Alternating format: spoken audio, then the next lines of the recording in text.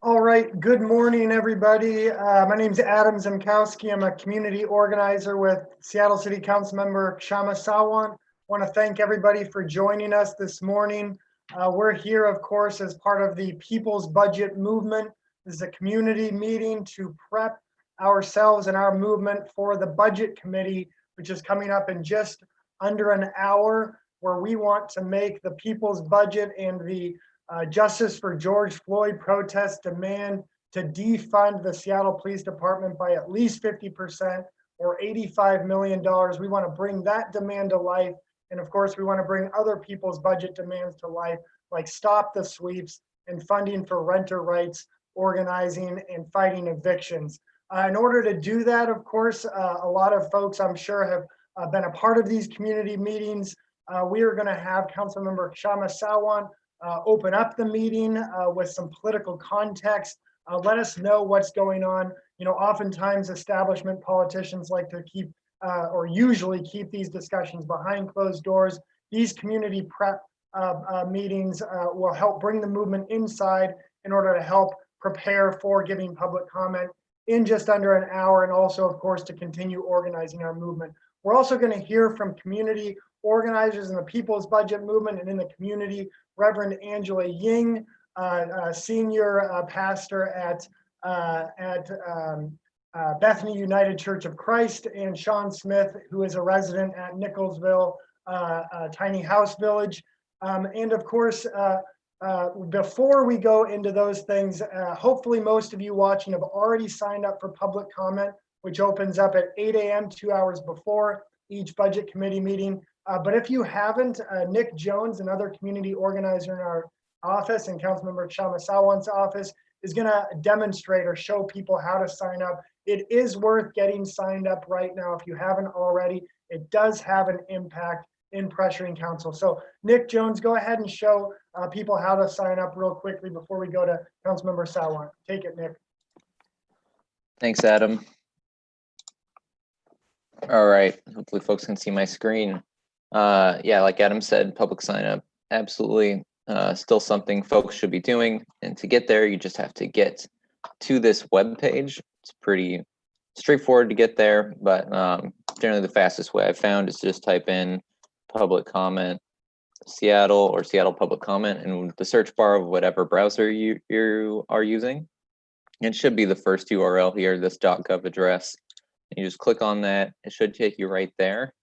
You can scroll down. There's some information about how to sign up. What you want to do is go down to this form and just fill this out in its entirety.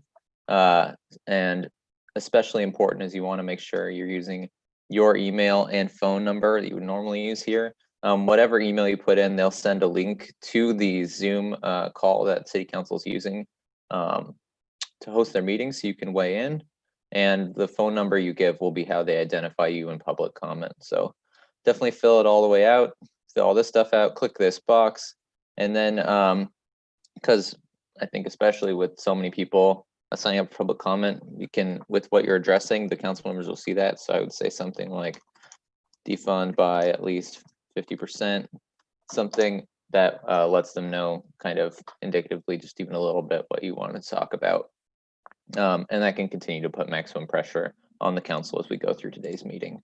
So definitely sign up, and then you just hit this submit button, should send you an email, and that should be it.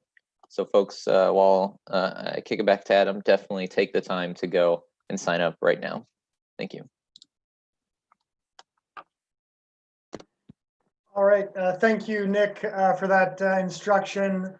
Yeah, so obviously we're going to hear very briefly or very shortly, we'll hear from Councilmember Kshama Sawant, then from our community speakers. It is important, of course, to understand that there's, this budget process is labyrinthian. There's a lot of efforts being made by the city establishment to obscure what exactly defund is, what's possible in this current budget session. So after community speakers, we're going to go through a quite thorough slideshow to, again, just kind of reinforce our movement with the basic information about what is possible, what defund looks like, and how we can actually fight to win it. And we're going to do that together with our community speakers so we can kind of get some voices from the, we are the movement's council office. it's always, of course, good to hear from different voices in the movement as we're going through these slides. But before all this, let's hear first from Councilmember Kshama Sawant to give us some political context, to provide us an update before we go into this budget committee meeting in just under an hour. So Councilmember Sawant, take it from here, please. Thank you, Adam. Good morning, everyone. As Adam said, and as we have always demonstrated through the 6.5 years that we have been in office, that this office belongs to working people, ordinary people, the marginalized, those who are fighting for a better world. And it is, by definition, the movement's council office. And so it's no surprise that as soon as the nationwide rebellion sparked by George Floyd's brutal murder at the hands of the police in Minneapolis, but indeed by the overall unbearable conditions of racial injustice, economic exploitation, housing unaffordability, and escalating homelessness, not to mention the way the pandemic has unfolded, which has everything to do with capitalism, and especially the situation under American capitalism with lack of access to basic needs like healthcare. This rebellion has unfolded, and even though it's at an ebb at this moment, it has left a deep, deep imprint on the consciousness of hundreds of millions of people, not only in the United States but around the world.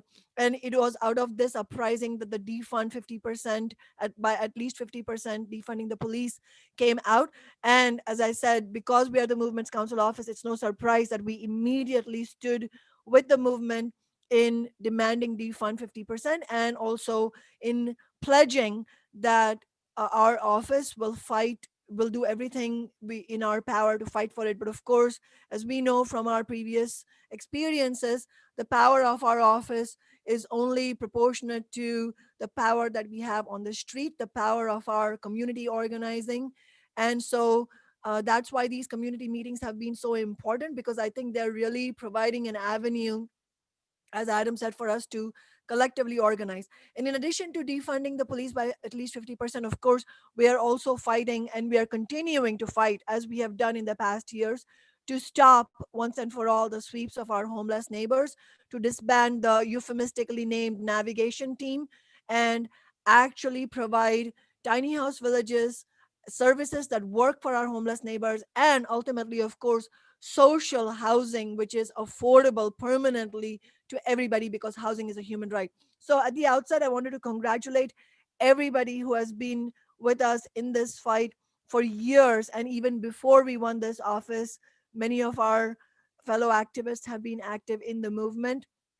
And so I wanted to first send a congratulations message to everybody. Share this with everybody who's not on this Zoom call also. Specifically, all our homeless activists, our activists at Share Wheel, Nicholsville, the support that we have got from those who are working with Lehigh, and especially the Black Lives Matter movement activists who have brought to the forefront the severe injustices in our society, including on the question of police violence and the lack of police accountability.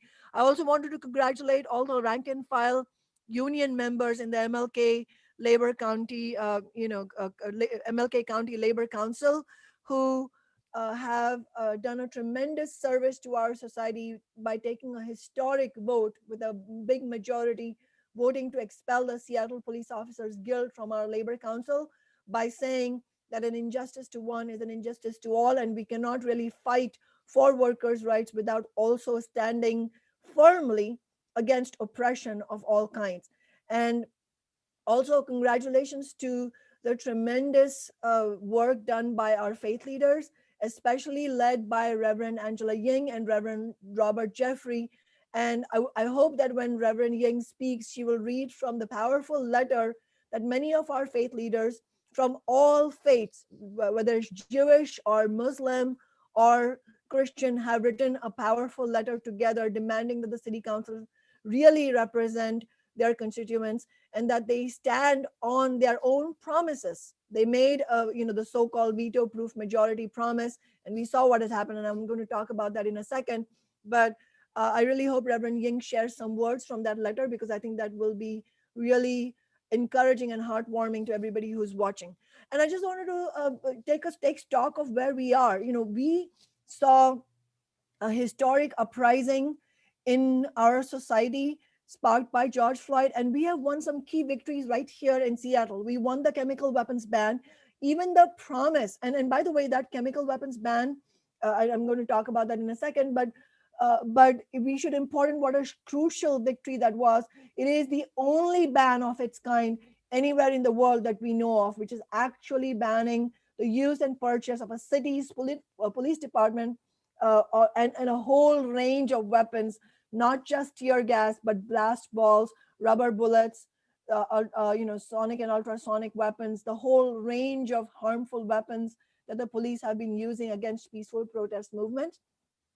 And we also won the promise from council members that they would defund the police by at least 50%. That promise, whether it is kept or not, is a different question, but forcing the Democratic Party establishment to actually say that in public, that is a huge accomplishment of our movement. It shows the pressure that we can successfully apply. And I think that pressure is a result of having this massive movement on the street. Primarily, it is because it's thanks to this rebellion and thanks to the courageous young people, the multiracial movement that has come out in support of Black and brown neighbors and said that we will not tolerate police violence. But in Seattle, it is also because of the combination between the street movement and having the movement's voice in City Hall, by the fact that our office came out immediately and said we are fighting for defund by 50%, that immediately put a sharp pressure on the Democratic establishment to come out also in favor of that. And whether they keep their promise or not is also a question that we have to seriously examine. But first of all, just getting that promise from them publicly is a sign of how we can succeed. We also have won a very important victory, which is defeating Mayor Durkin's latest of many attempts, shameful attempts to evict North Lake Nicholasville Tiny House Village. And we have made sure that the City Council unanimously supported the amendment from our office and from the People's Budget Movement to make sure that the village is not evicted for the rest of this year. But you know what? It means that we have to continue fighting as well, because what happens after this year is ended.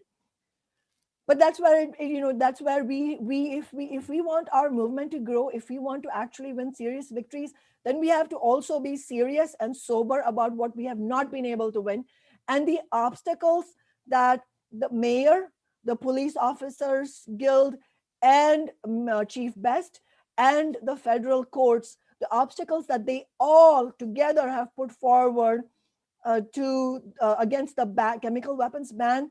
That is a very unfortunately a powerful example of how movements have no moment where we can relent, because we have the whole establishment and the whole system and the capitalist state stacked up against us. We have to really use this opportunity of all of the lessons that we are learning to take stock of how far we've come and what we will need in order to go further. Because if we don't do that in a very serious way, if we don't learn lessons from what we don't win, then we are not going to have more victories, because we have to learn from our defeats as well as from our victories. So what has happened? One, as I said, the major obstacles to the ban, we have to continue fighting against that. We have to come back re-energized in the autumn to do that. But we've also seen how quickly, in a matter of days, literally days, this Democratic Party establishment in the City Council went from making grand promises for 50% defund to saying, well, we can't do it for this reason. We can't do it for that reason. We can't do it for so many reasons. Apparently, it will take time. We cannot go against the Police Officers Guild. We have to first negotiate with them and then make these changes. I wanted to say, without going into details, because we have a presentation that will do that, I wanted to just say, none of these objections or excuses that the City Council has brought forward has any basis in reality. If they want to defund the police by 50%, they could do it today. So the amendments that we have brought forward from our People's Budget Movement are very much based in fact and not fiction.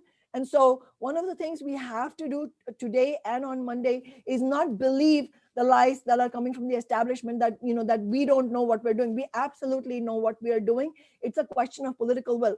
To give you a concrete example, King County Metro just recently gave a 25-day notice, just 25 days notice to the bus drivers that were laid off because of the recession. So, it's an example of the burden of the recession actually being put on the shoulders of ordinary people. Let's keep in mind, first of all, defunding the police is not about recession or budget cuts or putting the burden of the budget recession on public sector workers. As a public sector worker myself, as a member of the teachers union, I'm absolutely opposed to any such thing. And in fact, the Democratic establishment has a long track record of doing just that, which is carrying out austerity when there is a recession. But let's keep in mind, first of all, defunding the police is not about recession. It is about defunding the police because the police are causing harm to our community members of color, to our poor people and working class people, and to our homeless neighbors. That is why we are talking about this. So first of all, let's make that distinction. But secondly, King County Metro is subject to the same statewide rules on labor as the city council is. And so if Metro can lay off its bus drivers, giving them only a 25-day notice, then why can the city council do the same thing exactly? This is a question you have to ask them. If you're subject to the same rules at the state level, then why are you obfuscating the facts and telling people inaccurately that we can't do this because we will need 2 to 3 months to negotiate with SPOC? There is no such thing. And I have personally spoken to the city attorney's office and have not gotten this kind of result. I don't know what they are talking about, but I can tell you it is not based on facts. When they wanted to repeal the Amazon tax, they did it within 48 hours, meaning telling the public, putting the bill on the calendar of the city council, and then voting on it. All of that happened in less than 28 hours. When they gave Boeing executives the massive, the single largest ever corporate handout of $8.7 billion, which was a few days after I was first elected in 2013 in November, they did that, the state establishment did that in 7 days. So in other words, when they want to take away the benefits and the rights that we have won as workers, they do it in a twinkling of an eye, with lightning speed. When it comes to defunding the police or doing things that will actually benefit our society, they immediately balk at that. And the reason they hesitate is because at the end of the day, for politicians, it is a question of deciding, are you on the side of ordinary people who are getting screwed over by the system? Or are you on the side of the status quo where you don't want to upset anybody in power? That's what it comes down to. There is nothing more complicated than that. I can tell you that with my personal experience.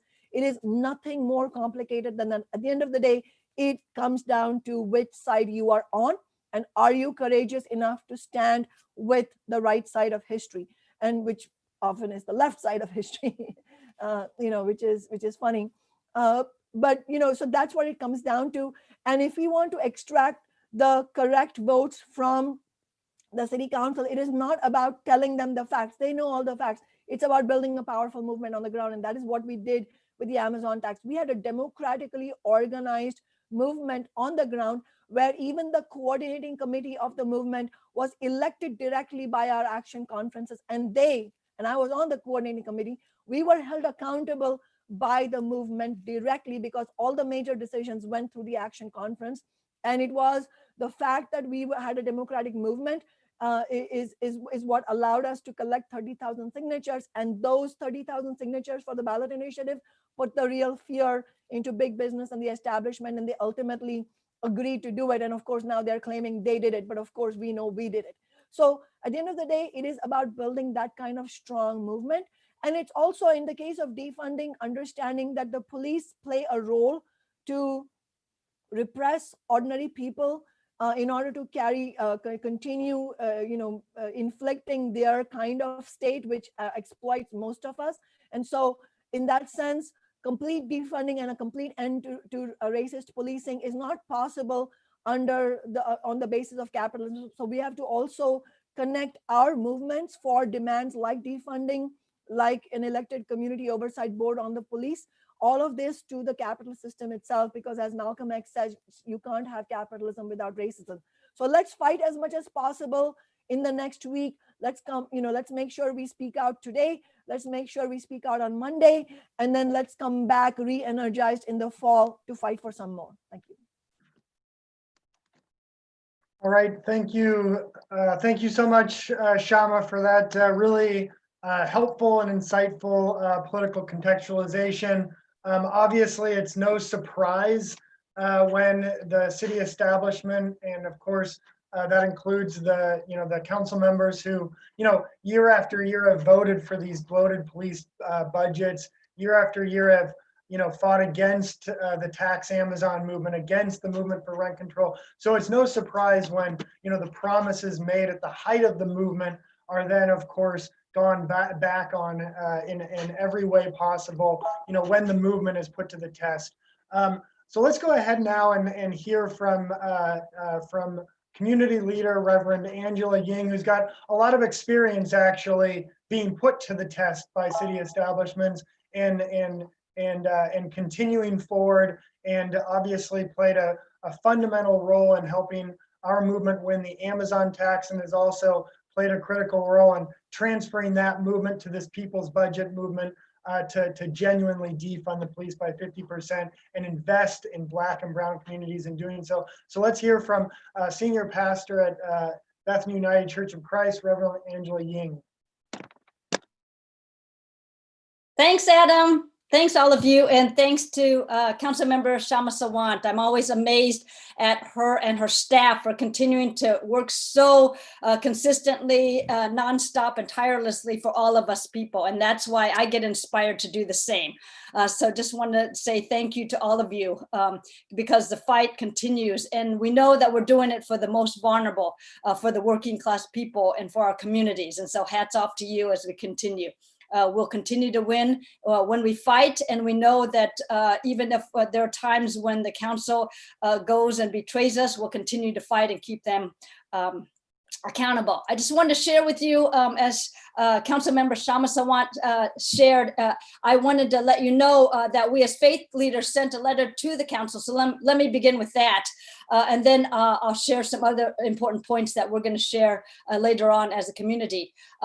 We wrote, "Dear City Council members, we as faith leaders ask that you not fail our communities, your very constituencies. As the People's Movement, the People's Budget, King County Equity Now, Decriminalize Seattle, Got Green, Wall Block, No New Youth Jail, Puget Sound Advocates for Retirement Action, One America, ACLU Washington, Washington Poor People's Campaign, along with hundreds of organizations and tens of thousands of working people, and the People's Budget, we have urged you in emails, letters, and public comments for weeks. So defund the police budget by 50% and invest the $85 million, which leaves $85 million still left for the SPD in our within our Black, Indigenous, people of color communities now. We're disappointed to learn on Friday, and then we also learned on Monday of the council's budget committee that after weeks of promising our communities to defund the Seattle Police Department in 2020 by 50%, the council majority have now put forward budget proposals that only slice a tiny fraction of that amount from the SPD budget.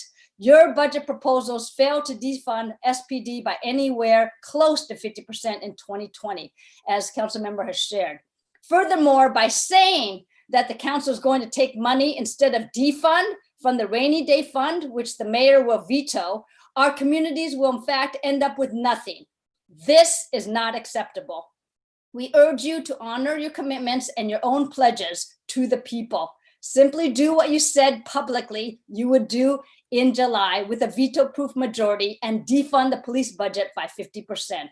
Councilmember Sawant has proposed to the council budget amendments that will actually cut $85 million or 50% of the remaining 2020 Seattle Seattle Police Department budget, and put that money into urgent social needs, especially in Black and Brown communities.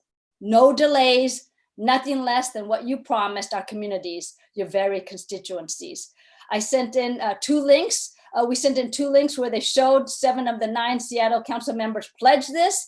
in July and also in the Seattle Times in Capitol Hill. And we wrote, "We will hold you accountable as you have asked us to do so," which was quoted by Councilmember Strauss. "For it is not enough to simply say Black Lives Matter. We need your actions to defund and invest in our communities and Black lives."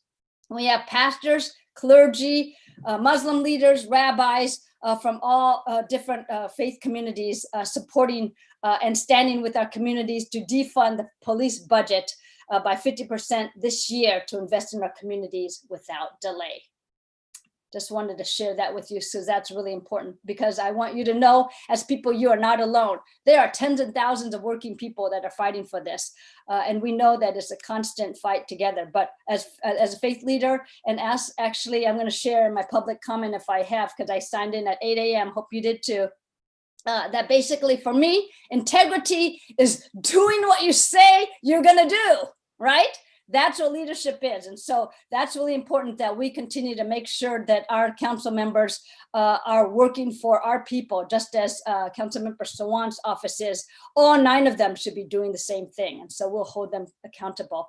I just want to, again, thank everybody for working on this. We need to defund the SPD. We need to eliminate the NAV team. We need to stop the sweeps, because sweeps are for garbage. Sweeps are not for loving, breathing human beings. We need to continue to build tiny house villages. We need to make sure that we transfer the 911 center to civilian control out of the SPD hands, and that we could fund the Green New Deal, which they've been talking about for years, and have an oversight board.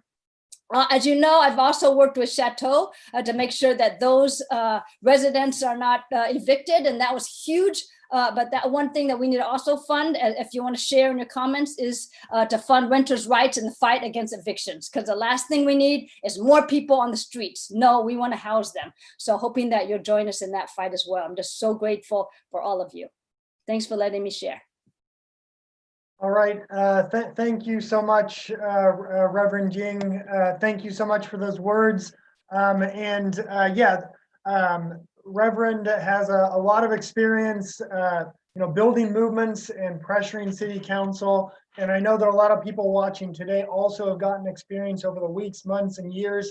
And others are going to be doing this for their first time. It's of course important to remember that, we've just likely will have 60 seconds, maybe as much as 2 minutes, but in that short period of time, of course, we want to get our, the personal stories, the reason, who we are, communicate, who we are, but also if we're from an organization, if we're from a movement, demonstrating the unity of these demands, the fact that it's not just the People's Budget Movement demanding to defund the Seattle Police Department, but as Reverend Ying explained, there's a lot of places where this money can go, of course, starting with massive investments in Black and Brown community. And we'll go over this shortly when we go over, step by step what an actual defund legislation looks like. But, tens of millions of dollars for affordable housing, millions of dollars for community organizations.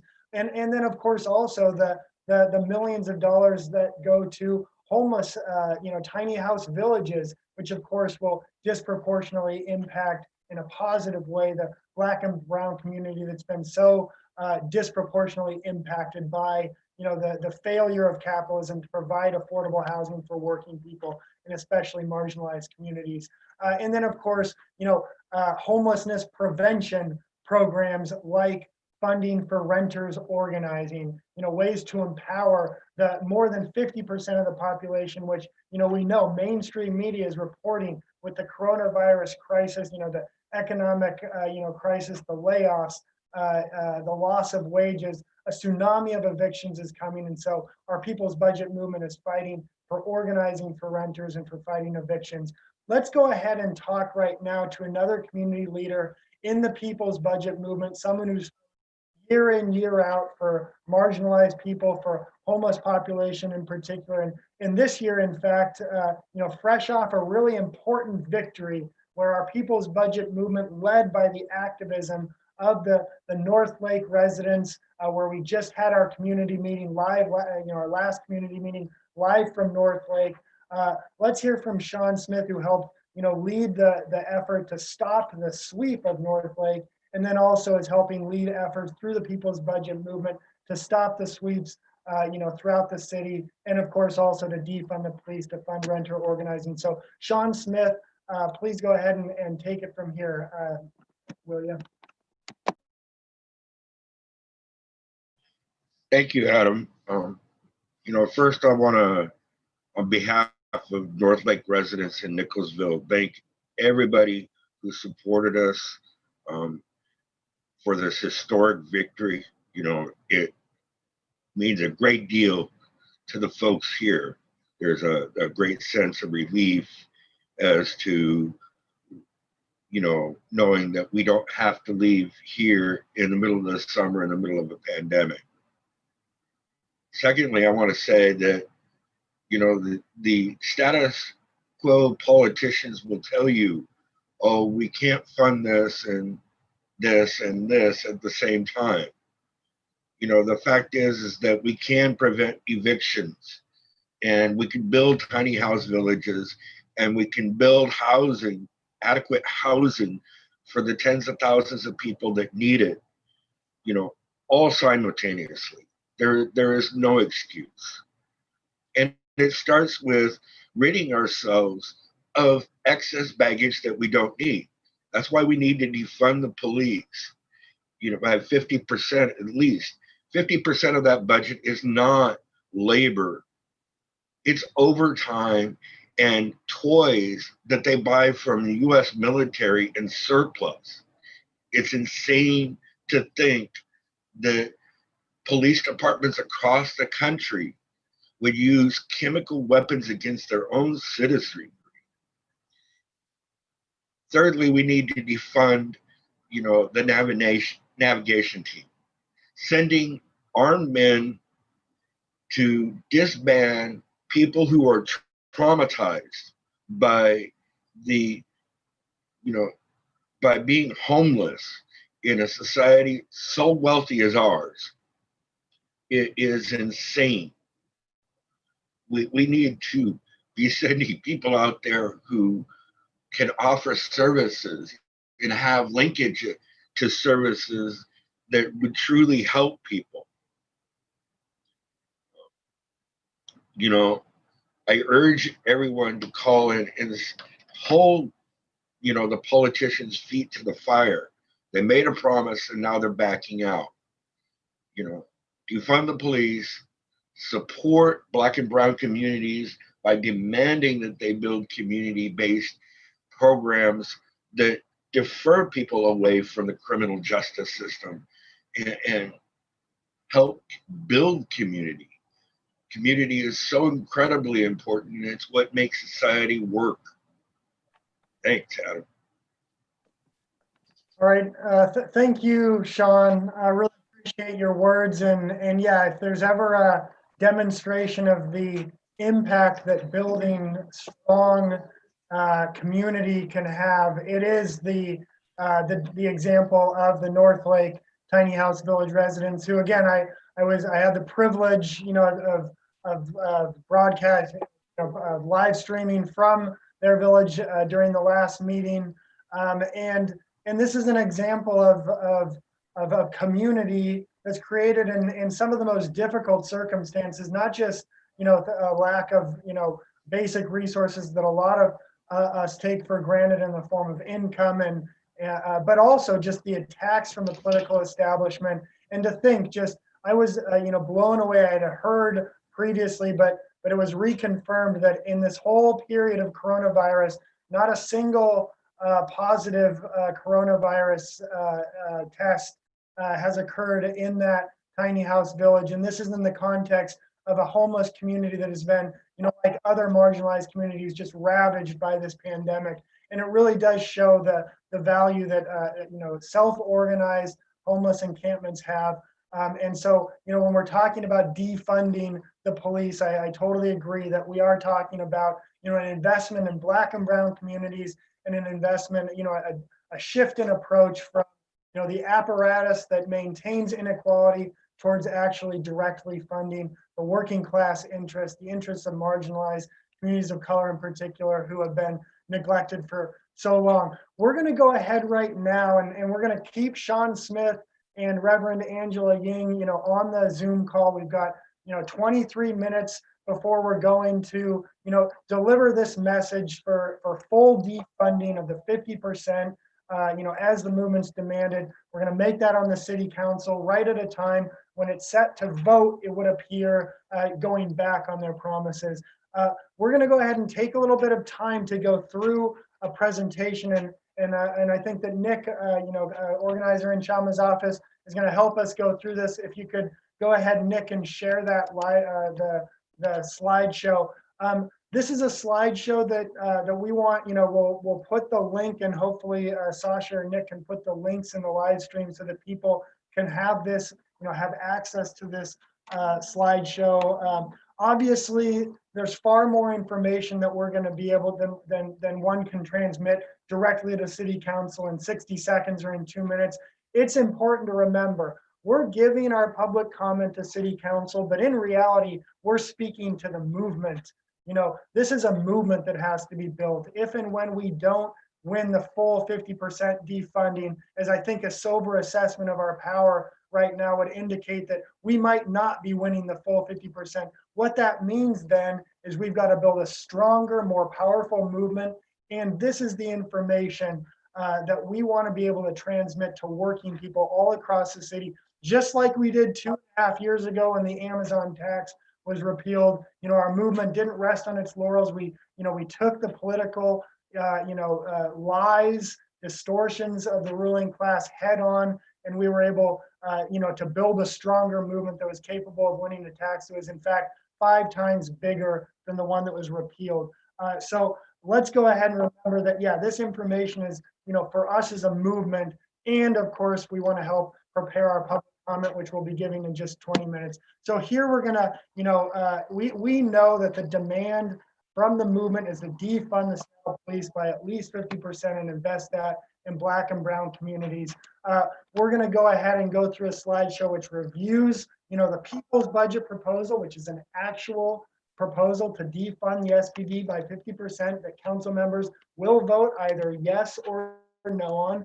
And then we're gonna see, some of the ways that they're trying to wiggle out of that, right up there in full view. And then of course, as a movement-based meeting here, we're gonna then set our sights on the Monday City Council meeting, which is August 10th, which is when the final vote on this special budget discussion on the special budget will be had. And then of course, at the same time, prepare a ground for the struggle to come. So if Nick, if you could move on to the next slide, let's go ahead and start off by looking at what exactly the Seattle Police Department looks like right now. And after I'm done going through this slide, it'd be nice to hear if, Sean and Reverend Ying, if you could kind of give your experiences of what, policing currently looks like in the city, with a $409 million budget as we see. That's fully 27% of the city's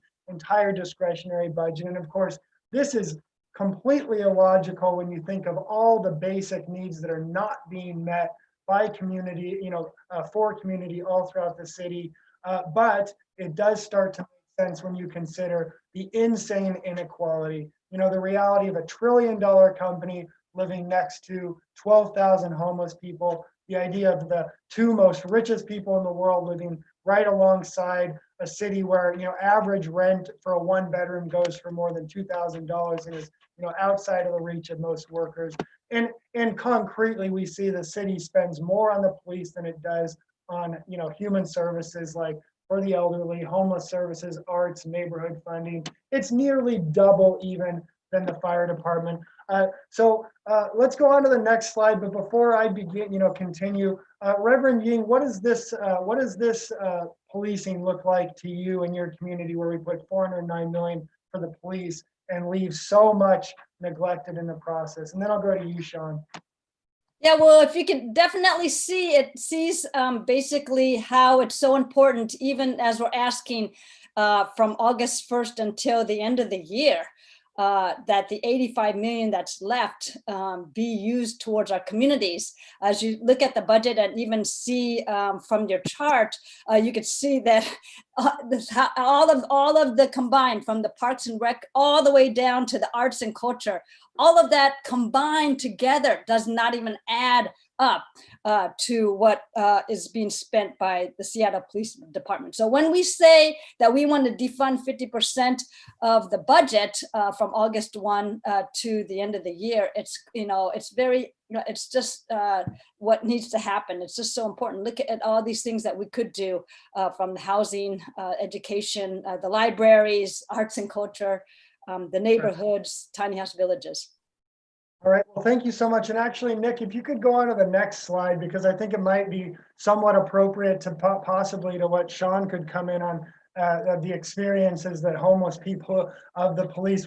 Look at this slide where we see that 17% of the city workforce are SPD, but 60% of the top city salaries are in. And it's an average, of the 119 of the 200 top paid executives, Seattle Police Department officers, sergeant, lieutenants paid an average of $268,000 per year. So Sean, what's your experience of this $409 million police budget as homeless services are neglected?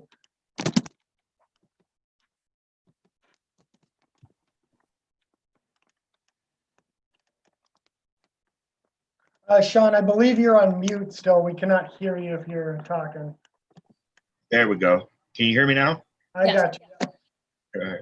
I have to say, $268,000 a year, I could fund 2 tiny house villages, fully operated, self-managed, and reach out and get case management for folks in those villages. It's insane to think that we have tens of people making that kind of millions of dollars, of taxpayer dollars going into administrative work within one department. Every other department in the city has had to streamline their administrative processes and pare down all that middle management. Why not the SPD? Right. No, and that's a valuable question, and that's the question that obviously the Justice for George Floyd movement is asking, and that's the question that our movement and the People's Budget movement is demanding that actually be done in earnest. Nick, if you could go on to the next slide, that's actually where we begin to grapple with what that looks like. And concretely, it's not a mystery, much as council members and the political establishment will try to hem and haw and make it seem super confusing. It's actually mathematics. It's quite straightforward. 50% of the SPD budget, given that we're about 7 months into the year, is $85 million. That's what defunding the police by at least 50% looks like. And as Councilmember Sawant explained, it is absolutely doable. They've got the votes that could be done today and then on Monday, wherein we could, if there were the political will, shift $85 million into affordable housing, into services for Black and brown working class communities, renter organizing, eviction defense, youth programming, alternatives to the repressive policing that we've seen and caused so much suffering in Black and brown communities for decades, literally, and stopping the sweeps could be a concrete reality. If this 50% did occur, mind you, and as Reverend Ying and Sean just alluded to in terms of the what's being neglected, the SPD would still have 5 times more than the entire year funds for immigrants and refugees, for enforcing labor standards and civil rights combined. So it's absolutely right that this can be done, and they've got a concrete option to do it. Nick, can you go ahead and just show the next slide, which in its most simplest forms, the people's budget proposal is to take 85 million from Seattle Police Department. That includes 16 million, which is already promised by the mayor. But then an additional 69 million in cuts across the board. And And let's go ahead and show this next slide, and I'll have, we've already begun, to kind of discuss what would be possible in the event that we actually did do community investment. But let's go ahead and kind of, just if at the risk, dwell on this for just a little bit, because this really is, where we see the alternative to things like $6.3 million just in overtime. In the first 12 days of the George Floyd protest, the Seattle Police Department spent $6.3 million in overtime. Now let's look at this here, and we see that, the demand to defund the police, we want to put $15.5 million into restorative justice and other community programs. And mind you, these this legislation includes all of the decriminalized Seattle, all of the King County Equity Now, all of those demands that are put forward, to help empower and raise up the, the capacity of community organizations. But it also takes into account, the housing needs in the event that there isn't capacity for grassroots organizations to take up, different alternatives to policing, et cetera. The fact is that for decades, the Central District has been gentrified, and the lack of affordable housing is acute. Reverend Jean, maybe you could talk about, what would it look like, is there the need for that housing? What would it look like? Maybe talk about the 1,000 homes in the CD campaign that has been, such a huge part of your activities over the past several weeks and months. Yeah, maybe you could fill us in a little bit about what would this funding go to? Yeah, sure. As you know, Councilmember Kshama Sawant and a number of Black clergy in the Central District brought forward, along with all the work that Tax Amazon movement had done, to fight for $50 million for affordable housing in the Central District, because gentrification has been going on since the 1960s. We've moved from pretty much 70 to 80% Black and brown neighbors to 18%? It's just outrageous. So if this proposal that you see right before us on the slide, make sure you keep that, because that is a vision. And a lot of we have to keep the vision in front of us and the mission in front of us.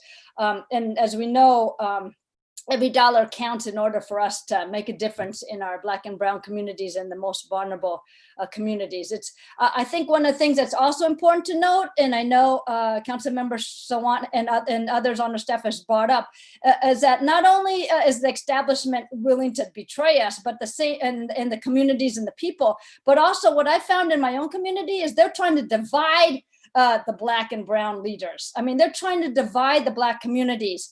And that's really something that we need to stand in unity for, because basically we need to stand together as a people's movement, as a people's budget, and say, no, we will not be divided. We are us.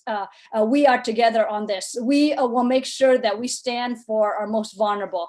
And that's and in doing that, with the Tax Amazon movement, which was incredible, we were able to bring in at least 18 million for the affordable housing. It would have been great to have 50 million, but 18 million is a start. And this is a continuation of that. Now, a lot of young people, I want to share with you, for 7 years, we fought to stop the no new youth jail. 7 years. Some of us faith leaders hooked ourselves to the construction while they were doing so. And I just wanted to let you know, 7 years later, after it's being built, Dow Constantine is saying that because there's not very many young people in the jails, thank be to God, he's going to close it in 2025. Now, he doesn't just do that, out of nowhere. He does that because the people demand day after day after day. So that's why I encourage you, today in this historical moment as well, as our young people get on the streets at noon and walk from the no new youth jail all the way to City Hall, whatever, that we remind ourselves and each other that we are in this together to make sure that we defund the police, that we bring, more tiny house villages, that we, eliminate the sweeps, because that's just for garbage. And we do a whole lot for our community, because basically the Seattle Police Department, as Kshama Sawant and others have said, have heard our young people, have heard our communities. If they did they were supposed to do, we wouldn't need to cut it, but we need to cut it because we need these programs. We cannot stand for austerity budget. We need to make a difference in our Black and brown communities, our immigrant communities, and a whole host of other communities. And living on the South End, I know that need is great. And so I'll continue to stand with the working people to make it happen.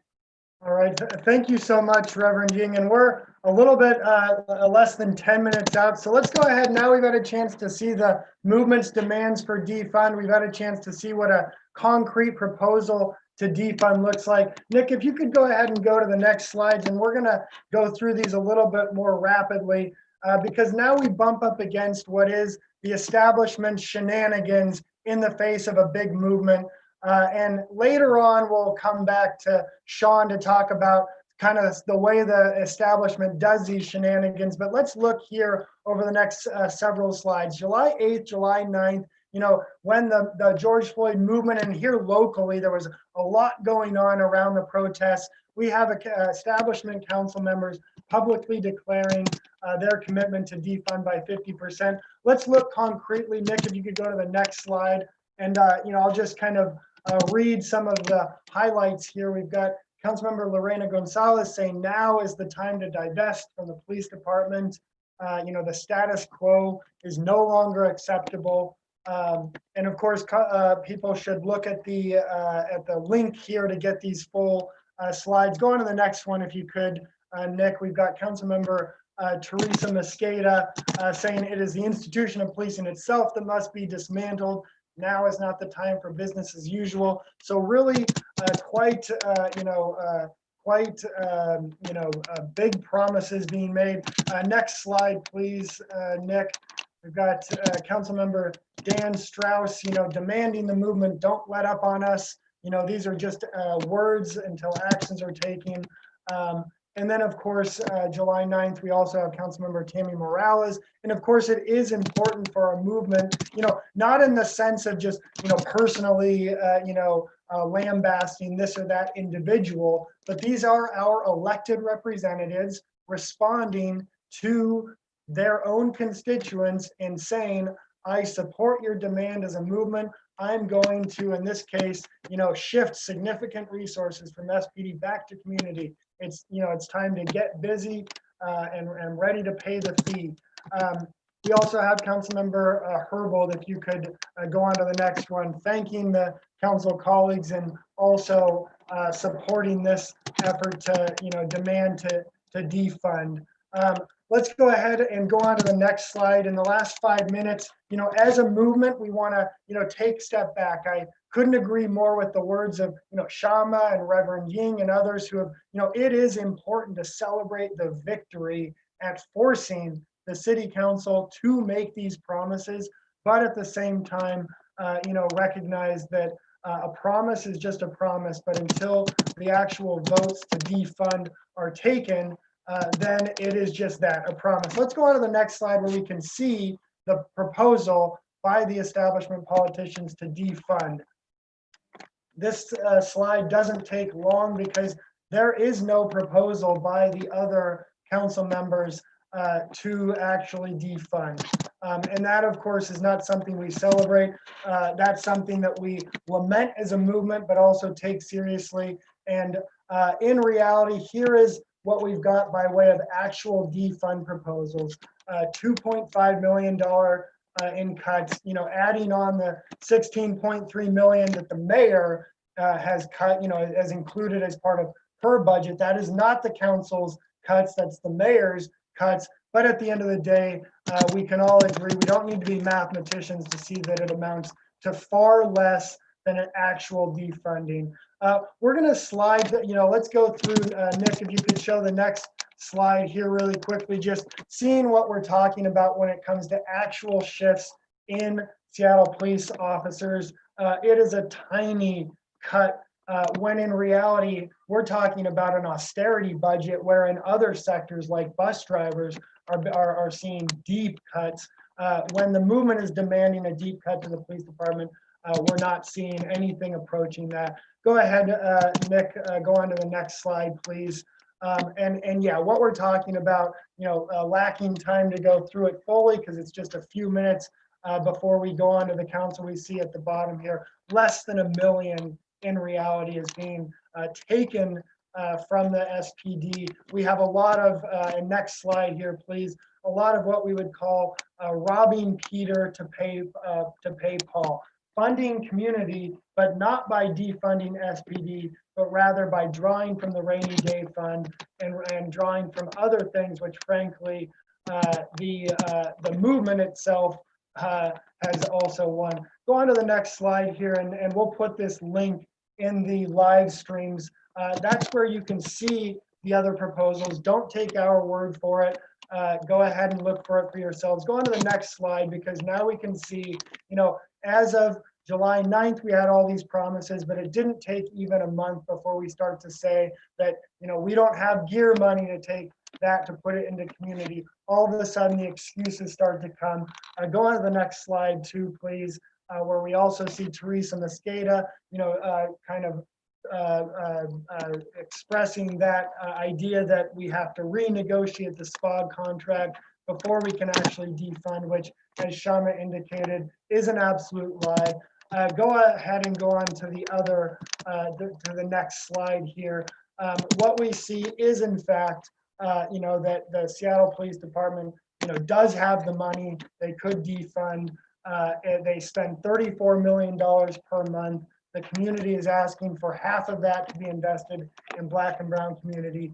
But again, go on to the next slide here, Nick, and we'll see that, when the establishment wants to do something very rapidly, they'll do it. They absolutely could do it. The movement should remember that is the reality. I won't have time to go through the examples, but the Amazon tax repeal, Boeing tax break, and even right now, Metro bus drivers getting laid off.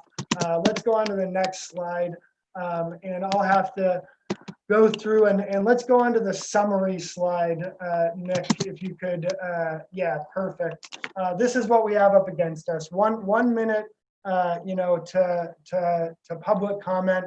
We've got a people's budget movement, which is presenting cuts by 50% to the Seattle Police Department budget to fund all kinds of Black and brown community needs, other basic things like tiny house villages, renter organizing. We've got a people's budget movement that lays the groundwork for a full 50% cut in the budget to come, and one that funds community groups and social needs. And on the other hand, we've got a council which is not proposing doing any of that. So thank you again on behalf of Councilmember Kshama Sawant, everybody for joining. Thank you, Reverend Ying and Sean Smith. Please, we'll see you on Monday again for the final vote. Many of you will also be going to the rally at the youth jail at noon. We might see you there. And let's keep up this fight to defund the Seattle Police Department by at least 50% and for the other people's budget demands. Solidarity.